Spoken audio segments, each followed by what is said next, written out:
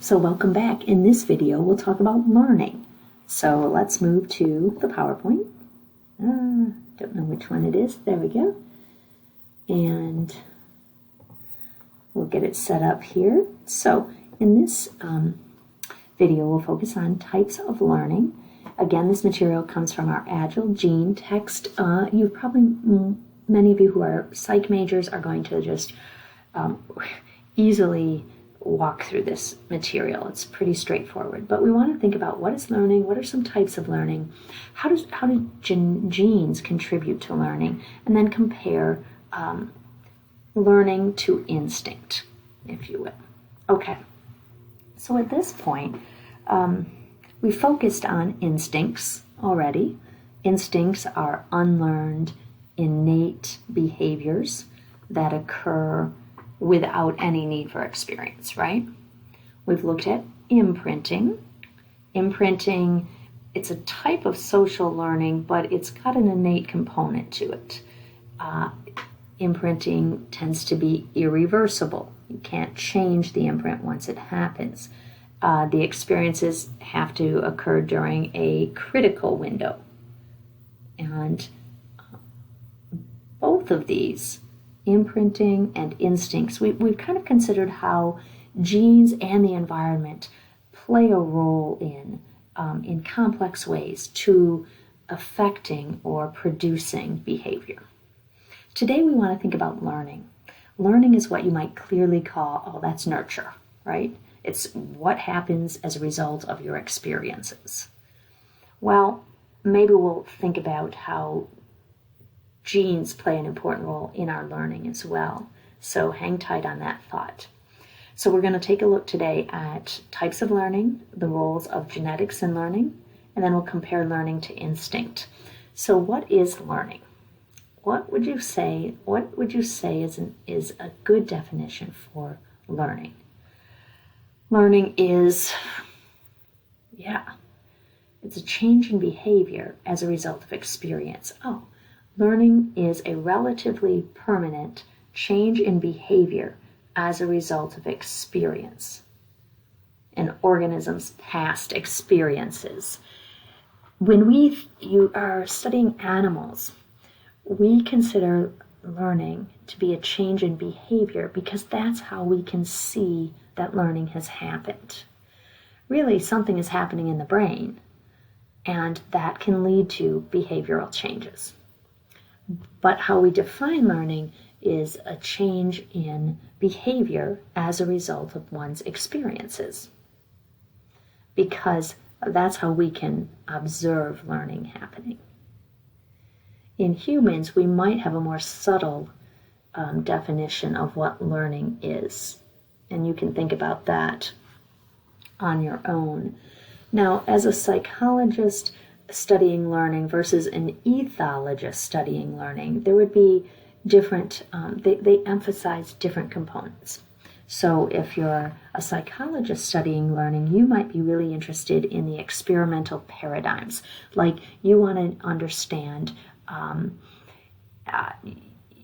you might put an animal out of its own context, out of its own typical environment, and put it in a container or a laboratory setting in which you can control everything about that learning experience. And you can ask, what kinds of behaviors or what kinds of stimuli can they learn about? What can they learn to do? Very much driven by paradigms, if you will. Ethologists, on the other hand, are interested in learning how learning happens in the context of already functioning behavior out there in the wild, in the animals' lives. They're interested in what's naturally occurring behaviors and whether learning is adaptive. Whereas psychologists are more interested in the actual process of learning, determining kind of the general principles of learning, ethologists are more interested in asking, how is learning adaptive in the lives of in the lively lives of these animals? So researchers like Watson and Skinner were psychologists interested in mechanisms, and researchers like Hollis and Peake and Harlow are more of the ethologists interested in how does learning happen within the context of normal functioning behavior, and why is it important? Why is it useful? So there are different types of learning out there. We'll go through them and give you some examples, because that's really the easiest thing to do. So habituation is a decrease in response to a repetitive stimulus over time. In other words, animals are just learning to ignore a stimulus that's occurring over and over and over again, right? And a decrease in response could be a behavioral response or a physiological response as well. You're learning to ignore insignificant stimuli, okay? So let me give you an example of research done by Harmon Peake with three-spine stickleback. Habituation to a rival. So let me slip over to the next slide, and we'll also talk about stimulus-specific habituation as well.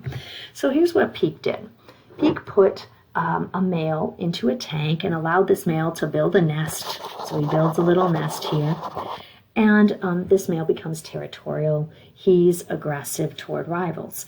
And then what he did was he would put another male, actually a dummy fish that just looked like a male, into the tank for 2 minutes every day for 12 days. And he measured how much did this stickleback bite at the rival.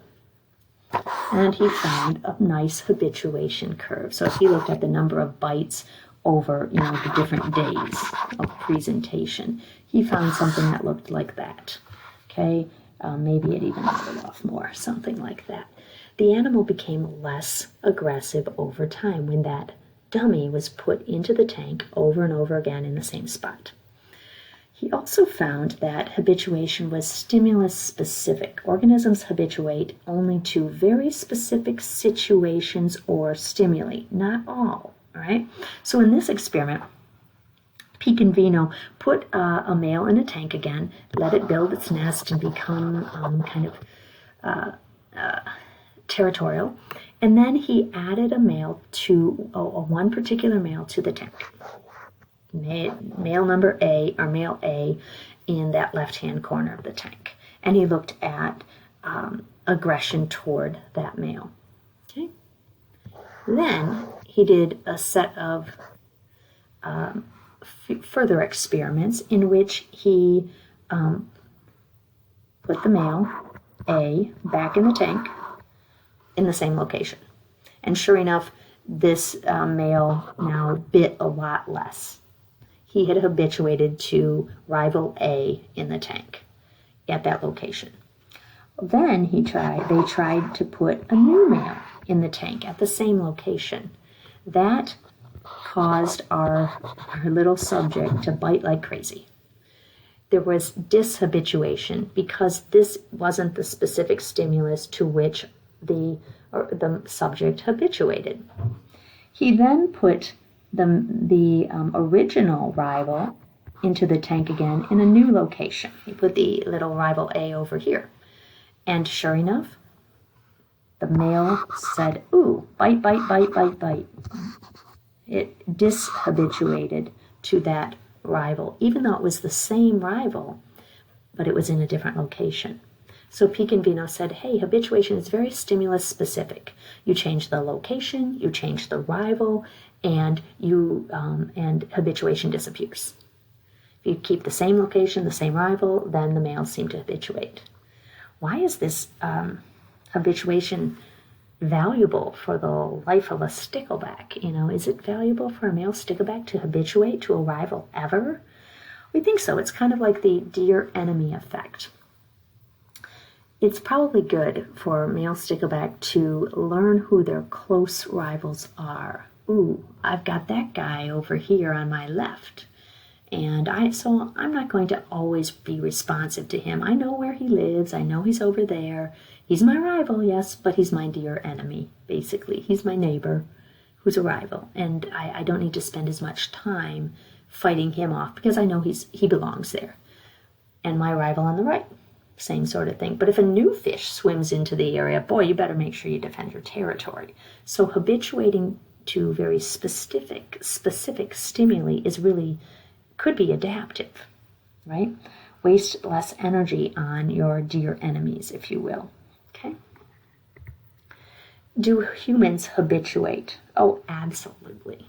Humans learn to ignore repetitive stimuli all the time. So, for example, I'm sitting in a room with a space heater on, and it has a low hum when it's going. I don't notice it. I don't notice it at all. And probably in your room right now, you have some light on that's making a little buzzing sound. Or your computer, this fan turns on, and you don't notice it anymore. This is important that we learn to not pay attention to repetitive stimuli, like your clothes on you. If you constantly felt your clothes, you probably would be bothered by that. But we learn to ignore them. I guess we think we're naked with that habituation. So habituation is one type of learning, and it can be adaptive.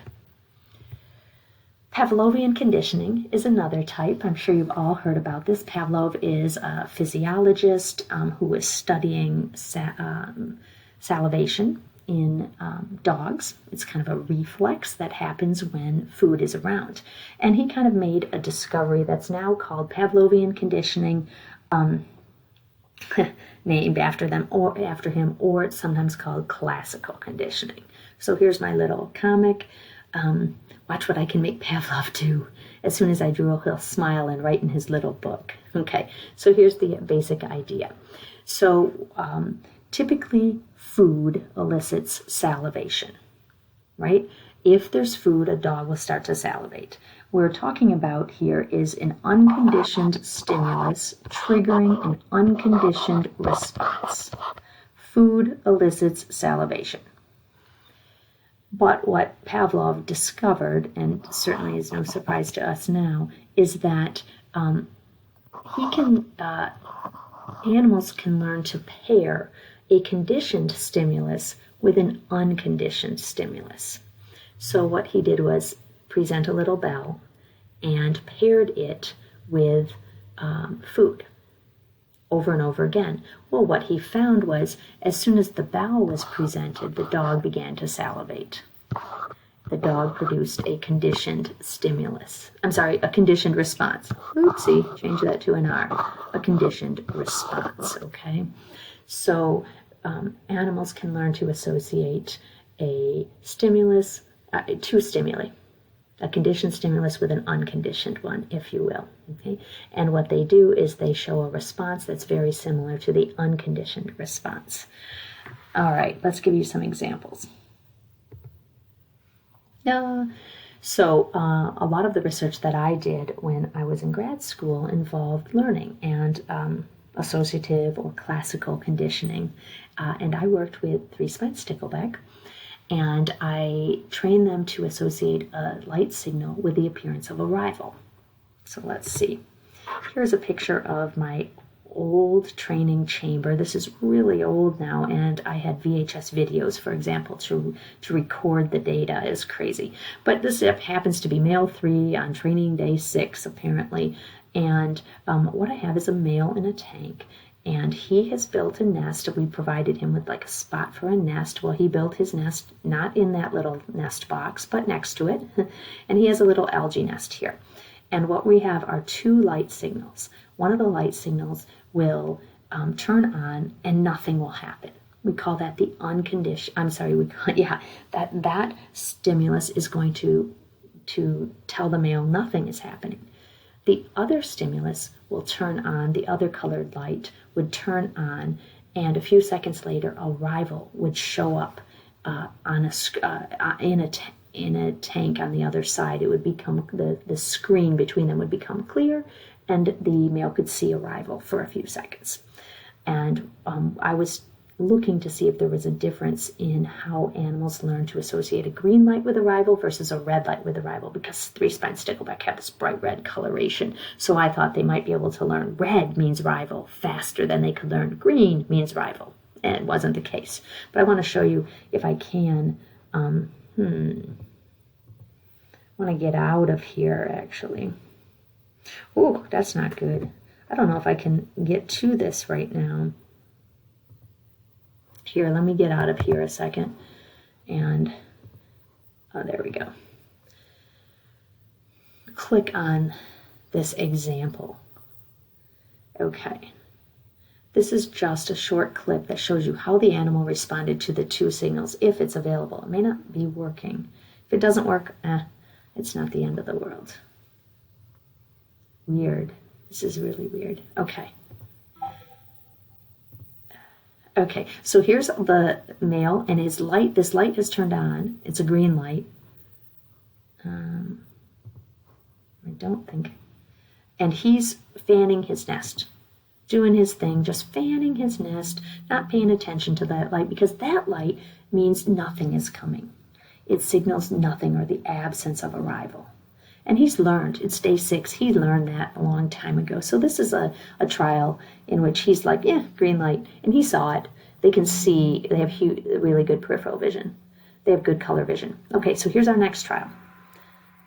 Oh, there goes the signal. Ooh, boom. As soon as the light went on, he went and bit the light. Oh, now the rival is visible, and you can just see the rival in the corner of the tank, and now the male is like, there's a rival there. I'm not sure what to do, and he acts a little bit aggressive. There he goes back and acts aggressively toward it. But the key was, as soon as that conditioned stimulus went on, that red-colored light, boom, he acted super aggressively. Okay, we need to get out of here. Okay, yikes, I just want to get out. Okay.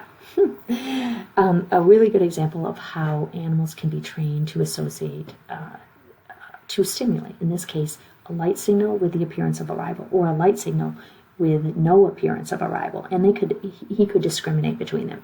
These animals were good at it, really good at it. That was a personal example. Researchers like Watson and Skinner opened up a field that's called behaviorism, and they basically believed that the brain is simply a learning device. There's absolutely nothing in the brain that's laid down, that's innate, if you will. The brain is a blank sheet, if you will, or tabula rasa, and there's no room for innate behaviors. Everything, all the behaviors that we have, we've acquired through learning. Okay? James Watson did some famous research, and I like you to check that out as well. It's a short segment on this experiment that he did with like an 11-month-old baby named little Albert. And in this experiment, he took this baby who was pretty much fearless, happy-go-lucky baby, and he presented the baby with things like rats and other kinds of stimuli, and the baby was fine and not fearful at all of a white rat. But then he began to pair the presentation of the rat with like a loud banging noise, and that did frighten Albert, the loud banging noise, and soon Albert was scared of the rat. Every time the rat was brought out, he was terrified, even with no noise. So clearly he had learned to associate the bad sounding noise with the presentation of the rat. A nice situation of conditioning, right? Of learning about the association between two stimuli. Watson's famous quote, because this is just kind of funny, went something like this. Give me a dozen healthy infants, well-formed, and my own specified world to bring them up in, and I'll guarantee to make any one of them at random and train him to become any type of specialist I might select, from a doctor, lawyer, artist, merchant, chief, and yes, even beggarman and thief, regardless of his talents, penchants, tendencies, abilities, vocations, and race of his ancestors. I'm going beyond my facts, and I admit it, but so have the advocates of the contrary, and they have been doing it for thousands of years. So he was a strong believer in this idea of behaviorism, where you can train someone to do anything, basically through this kind of conditioning behavior. There's one more type of behavior. Well, there's several other types of conditioning. Operant conditioning is another type of associative learning. That's described a little bit in our Agile Gene book. It's considered trial and error learning or reinforcement learning. And this is what B.F. Skinner was big into. And the basic idea here, that seems strange, is, oops, I'm struggling here, guys. Hang tight.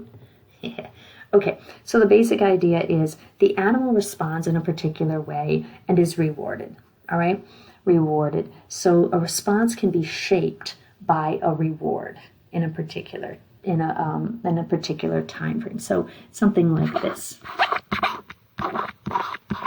So the animal begins to the animal's behavioral response triggers a reward of some type, or maybe not just a reward, but the animal could learn that a particular response triggers a negative event as well. But basically, we're training animals to do a particular behavior because you get a particular reward, all right?